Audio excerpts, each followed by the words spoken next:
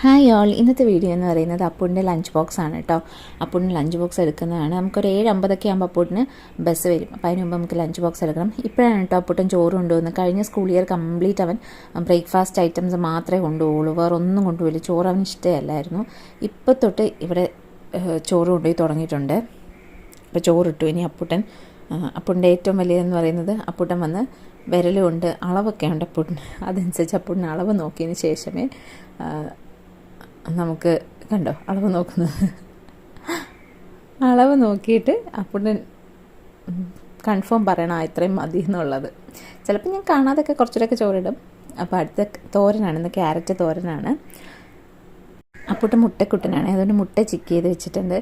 പിന്നെ രസം കൂടെയുണ്ട്. അപ്പൂട്ടിന് എന്തെങ്കിലും ഒഴിക്കാൻ വേണം. പിന്നെ ഇപ്പോഴാണ് ഇങ്ങനെ എല്ലാം സെപ്പറേറ്റ് പാത്രങ്ങളിൽ വേണം എന്ന് നിർബന്ധം, ഇല്ലെങ്കിൽ അങ്ങനെ ഒരു നിർബന്ധം ഇല്ലായിരുന്നു. അപ്പോൾ ഇതാണ് അപ്പൂൻ്റെ ഇന്നത്തെ ലഞ്ച്.